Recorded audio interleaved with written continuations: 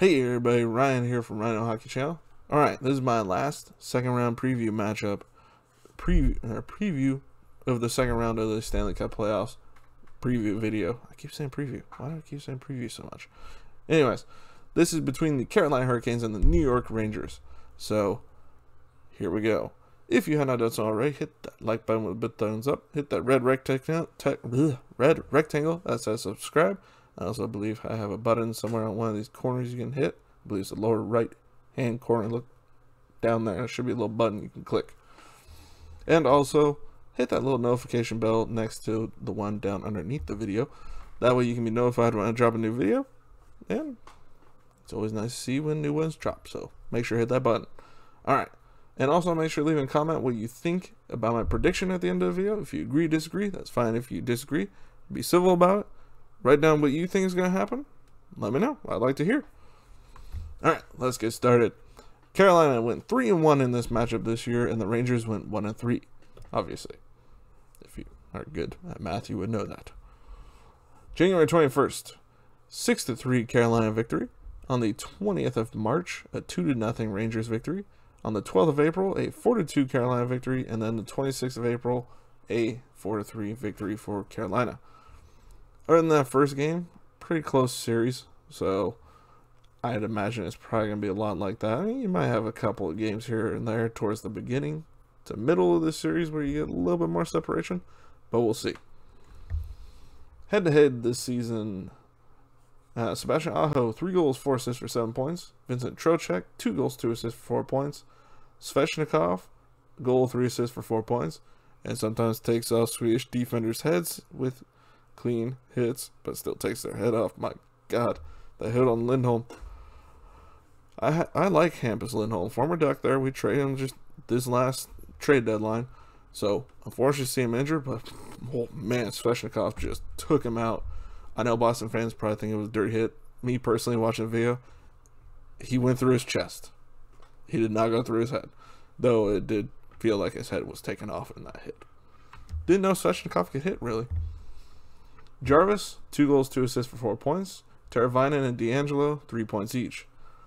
Anderson was 2-1 in net for the Carolina Hurricanes. So, it sounds like he's not starting the series again.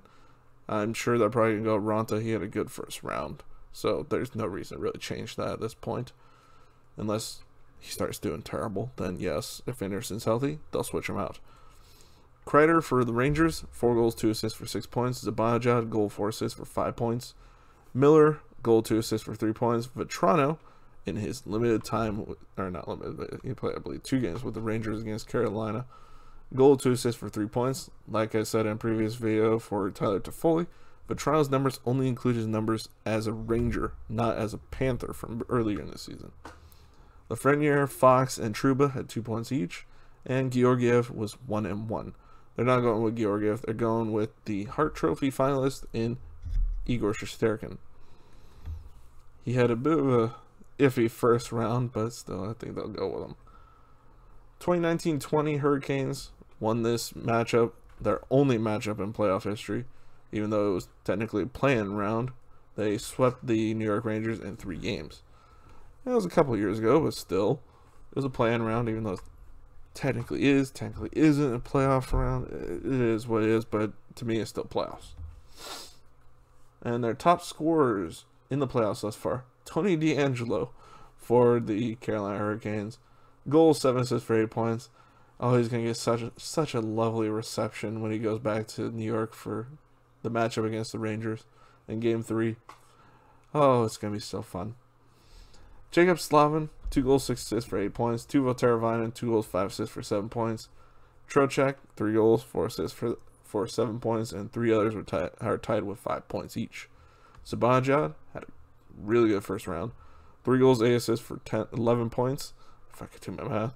Adam Fox, 3 goals, 7 assists for 10 points. Another great first round. Another great round for him. Artemi Panarin, 3 goals, 4 assists for 7 points. Andrew Copp, 7 points, 4 goals, 3 assists. And Chris Kreider, 5 goals, 2 assists for 7 points.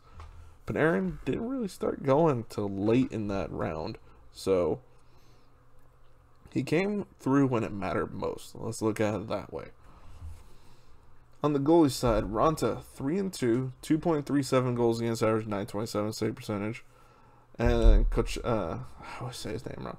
Kochekov. I believe it's Kochkov. I almost said goal. 1-1, 3.31 goals against average, and 900 save percentage. I feel like he played better than that, but I guess he didn't. Shesterkin 4-3. This number hurts right here. 3.66 goals against average. That dude is a finalist for a Hart Trophy. I guarantee he's going to be a finalist for a Vezina. He did not play well in that first round. Until towards the end. Towards the end, when they started coming back against Pittsburgh, yes, he did. But I feel like it was a really shaky first round for him. Granted, I believe it is his first time in the playoffs, so not surprising. Nerves and all, especially playing in a big market like the New York Rangers. It's going to have a little bit more, especially with all the media on your back. And a 911 save percentage. So, save percentage was better than it should be with a 3.66 goals against average. But still, those numbers need to improve. Hopefully, second round, he's figured out, got those nerves out, ignores the media. Because we know how they can dog people. So, especially in a big market like New York. I mean, it's kind of like in Toronto. How many players have had their careers destroyed because they let the media get a hold of them there? Not that it destroys their careers. I'm just saying it wears at you hearing the media constantly saying, "Oh, it's this guy's fault. Why is he doing terrible? Oh, he sucks." Yeah, they probably don't say he sucks, but why is he doing terrible this night? He sucked tonight. Hearing that night in, night out, that kind of gets tiring, and it just really shoots the confidence and can end somebody's career because that confidence may never come back. Sometimes it doesn't. Sometimes it does. So, hopefully, he doesn't let the media get to him. Injuries. Frederik Andersen, still out until at least May 10th. I know we are after May 10th. This is just how it's listed on the website. On, please, NBC Sports I got from, or was it CBS Sports?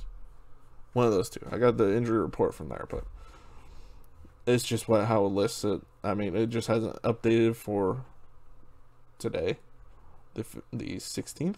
So, but that's just what it says. Lower body injury for Frederik Andersen. Jake Gardner out just like he was in the first round, not coming back. Even though it says out until at least May 10th, he's not coming back this playoff. Even if he did, they're not playing him, I have a feeling.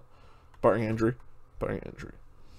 Jordan Martinook out until at least May 12th, and that's a lower body injury. They definitely will be looking forward to getting him back. Injuries on the New York side. They'll be looking forward to getting Barclay Goodrow back as soon as possible, because he'll be playing against some of the better players, I have a feeling. Were they playing him against first line, second line guys? I know he was on line with Reeves. I don't think they put Reeves out against the first line. Well, maybe they would. Gerard Gallant seems like that type. But anyways, Goodrow out until at least May 13th. Lower body injury. Like I said, I know it's after May 13th. I know. It's just how it's listed. Sandy Blais, like I said in the first round preview video for Rangers, out for playoffs, out for a season, not coming back. And he's, I believe, an RFA this year, but where's the UFA? I've looked that up. But he's not going to be a factor. In the first round, Carolina beat Boston in 7 games. Boston wished they had Toronto this year. 24 goals for and 20 goals against. Decently close matchup. Their power play needs some improvement. Actually, our special teams in general need improvement, but the penalty kill for Rangers needs improvement too. A 13.9 power play percentage and a 79.3 penalty kill percentage. Penalty kill is not terrible. I say that's close to league average during the regular season. Most teams were probably about that area, so that's not terrible. I mean, it wouldn't hurt to be better, that's for sure, but it's not terrible by any stretch. I mean, it's not Washington with 100%, but that's just because the Panthers couldn't figure out a freaking power play. If it was wide open net and they had the puck standing there, they couldn't figure out how to score on a power play. But that's for the previous video I did for that. For Carolina, they shot the puck 29.4 on average. So that's how many shots they had per game, and allowed 32.4 shots per game. So this is the first team I think I've done a video for where they've been heavily outshot. I think the previous one was like a 0.2 difference, where this one's like 3-shot difference. That's a little bit more. New York Rangers, they beat Pittsburgh in 7 games after going down 3-1 at one point in that series. I believe they're only the second team, or maybe third now, that has allowed more goals than they scored. 28 goals for, 29 goals against. Sidney Crosby just picked them apart early in that series.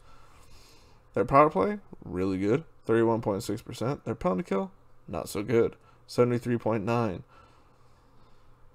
That could improve, especially if Goodrow's back. That will hopefully improve, because he's usually a very good penalty killer. I'm pretty sure Gallant would have him on a penalty kill. I don't know why he wouldn't, but never know. 38.6 shots on average per game, but they allow 44.7 shots per game. Both these teams allow more shots than they take. That's ridiculous. But still, that's just how it worked out. I mean, Pittsburgh, like I said, they were picking this team apart the first 5 games. It wasn't until games 6 and 7 that they really got their stride, I think. But, I mean, they got that game 5, they got game 6, they got game 7. They won the series. That's all really matters. Dark horse for the Carolina Hurricanes. Can Tony DeAngelo not try and kill his former teammates, especially if Georgiev comes in net? Is he going to try and take him out? Is Georgiev going to try to take him out? We'll have to see. But DeAngelo has to not let things get to him. Kind of like his comment in the first round. I don't care what the Boston media says. I thought that was a gutsy thing to say on live TV, but it seemed to be proven true because he was the top scorer for the team. So it seemed to work for him. And we know he's going to talk. That's just Tony DeAngelo. Hopefully he doesn't say anything anti-Russian because he might get suspended. We don't know. Right now with the whole world affairs, I don't know how that works anymore. Been hearing lots of things about that, but I feel that might have played a part in him and Georgiev's issue in the past. So we'll see. I don't know if that did or did not. I could see that, but I don't know. I wasn't there. Dark horse for the New York Rangers, Igor Shesterkin. He needs to have a better round. I mean, he's definitely going to be having people peppering him with shots, but that's why he's going to be making big money in the future, because he's going to be someone who needs to stop all those. He's supposed to be the new Lundqvist. Obviously, that's going to be hard shoes to fill, but hey, you can pull a cup out. You did something Lundqvist unfortunately could not accomplish in his career. I always wanted to see him win a cup, but some guys just never do. And that was one of those guys who never did.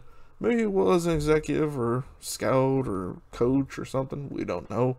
But hopefully he can get one way or the other. I'd rather get one even as a coach versus not having one at all. Mike Gardner. Hey, former New York Ranger there. Prediction for the Carolina Hurricanes to win this one. I think Carolina's going to win because they're a more experienced team. They're more... I don't want to use this correctly. I don't want to make it sound terrible. But they are a more developed team. They're further along on their development than some of the Rangers are. I'd say the Rangers are about half and half. I mean, Keandre Miller's still young. Brayden Schneider's still very young. I believe he's still 18, or if not, he just turned 19. Lafreniere, this is his first playoff, still young. You got Kakko, first playoff, still young. No, Kakko, I believe he played in that play-in round a couple years ago. Well, first, I guess, official playoff round for him was last one. So, those ones right there, still young. But they have some guys who are experienced. Ryan Reeves has experience, obviously. Chris Kreider has a lot of playoff experience. So does Barclay Goodrow, having won 2 straight Stanley Cups. So they have veterans mixed in with the young guys. They have the chance, but Carolina has, what do they have rookie-wise? Seth Jarvis? And he had a great first round, honestly. He was one of those ones who had a 3 or 5 point, or 4 or 5 points, I think. There were a few tied with there. Let's go back and look. No, not there. No. Okay, so he was one of the ones with 5 points. So, Seth Jarvis is probably the youngest rookie on this team, and he had a great first round. So he's definitely ahead of the curve. Now, like I said, this could go more. I mean, I didn't think the Rangers had a chance once they went down 3-1 against Pittsburgh. They pulled it off. I'll give them that. And Pittsburgh is a far more veteran-laden team than even Carolina is. So, Rangers can prove me wrong. I could be surprised. We'll see. But I'm thinking Carolina is 6 just because of the experience factor, and that plays more of a factor as we go. But at the same time, Tony DeAngelo could go out for revenge against his former team and just cost them some really, really bad penalties. We don't know. But then again, some of the Rangers could go after him. I can see Ryan Reeves going after him towards the end of a game at one point or another, just because of what they have talked to him about. You never know. You know what's going to come up in that locker room one way or the other. Because you know what? There was a lot of drama there. One way or the other, he fought with the team's goalie. For whatever reason, I don't know what. We can hear a million different stories. I don't know what's true, what's not. I'm not going to speculate on that. I don't want to get in trouble for that. So, was there an anti-Russian thing? I don't know. Was it just because he made a terrible play? Probably. That's the most obvious reason. I mean, everybody has a bad night. But I don't know what happened between them. But you know it's going to come up at some point. So, we'll see what happens. But for now, I'm going with Carolina in 6. So, I hope you enjoyed the video. If you did, please hit that like button, big thumbs up button. Hit that subscribe button, which should be down the lower right down there. And also, actually, I think that is that over my face right now? Anyways, hit that little notification bell to be notified when I drop a new video. And also, let me know in the comments what you think. If you agree, disagree with my prediction, that's fine. If you do, be civil about it. Let me know what your prediction is, what you think is going to transpire. And let's be honest, who's not looking forward to the whole DeAngelo thing? That's going to be fun. One way or the other. It's going to be fun. Alright, that's all I got for you. I'll see y'all next video. Bye, everybody.